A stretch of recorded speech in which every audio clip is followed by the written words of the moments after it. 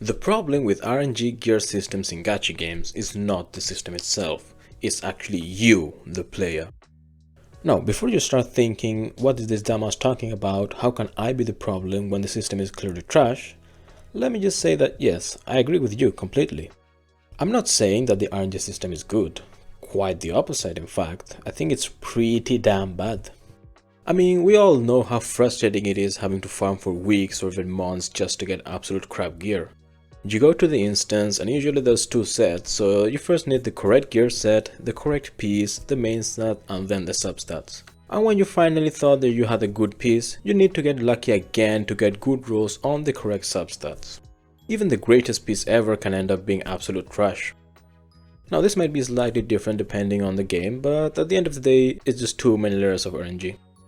But I'm not here to explain to you how or why this system is so bad. I'm here to explain why the real problem is you. The root of the issue starts with tryhard players. And by that I'm not referring to people that like making guides and theory crafting, no. Because they're actually very helpful to the community. You know, since resources in gachas are time gated, it's just nice to know what units or weapons are good enough to invest on. I'm not saying you need to religiously follow everything they say and only play tier 0 characters, but as a baseline it's very useful to know.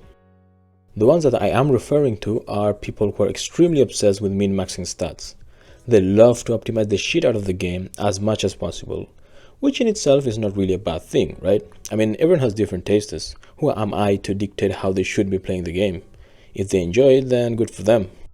And I even understand this mentality because I used to be an MMORPG player, which is the min-maxing genre. So, how does this affect other players who may not care that much about the game? Well, the min-maxers mentality gets leaked on casual players a lot through social media. People start posting their high near perfect stats, you know, flexing their hard-earned optimal stats after having killed the same set of trash mobs in the same dungeon for months, which is such a hard achievement to accomplish, worthy of showcasing to everyone, right? They're just so skilled and good at the game. So people see them and start thinking, oh wow, his stats are crazy, my build could actually be much better, maybe I should farm more. Even though they can already clear everything just fine and don't actually need it. So then they start farming and then just keep farming and farming for months just to get a 0.5% increase in damage. They always want more, like their builds could always be better and they're just never satisfied. So now they're stuck in an endless loop of optimization because there's no clear end to it. There's another subset of people that also contribute to this problem, the ones that look at guides and think that the recommended stats are the bare minimum that you must have for your character to be good enough for endgame. So they tell that to others who may know less about the game or just don't care enough to find out more, and they think that's the absolute truth, so those people go ahead and parrot the same thing to others that know even less, and it just gets spread around in a spiral effect. Just like the telephone game. The first guy told someone, hey, you should aim for around X stats to have a decent character for endgame. But what the last guy down the line hears is, dude, you must have these stats, otherwise your character is dog shit.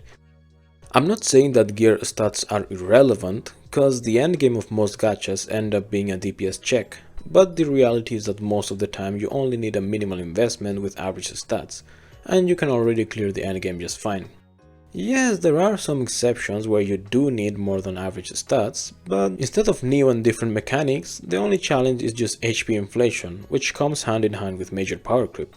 Those games are not worth it anyway, you shouldn't be playing them if you respect yourself. Now I understand that once you're in the endgame, finished all the content and also finished building all the characters you wanted, you really only have two options to spend stamina. Either pre-farm for new characters, which most of the time you can't even do because either there's no information about materials yet, or you're just not interested in any upcoming character. Or just keep farming gear for better substats, which is fine, just don't obsess over it. Part of the problem is also the developers themselves, of course. They intentionally made the system this way for player retention, just like the majority of systems in a gacha. They want to keep you on the gear treadmill, endlessly chasing for the next, even the smallest tiny bit of upgrade. You know, the more time you spend in their game, the higher the chance for you to spend money in various different ways. And not to defend them, but that's just their business strategy, right? It shouldn't really be a surprise to anyone at this point that they are predatory as fuck. But if you let all this get on your head, then I would say the fault lies more with you.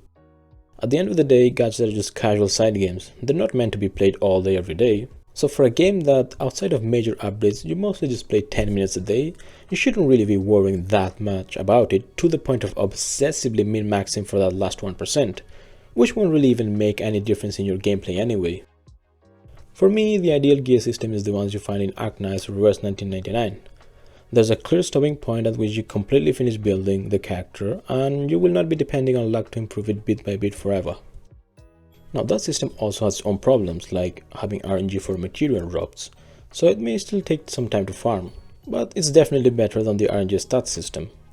You work towards a clear goal, and once you hit it, then that's it, you're done. So yeah, RNG gear systems are trash. But if you're grinding the same instance for mons just to get a 1% increase in damage, which will be mostly irrelevant because without that you're still currently endgame comfortably, and then complain about how frustrating the game is and getting burnt out, then maybe you are the problem.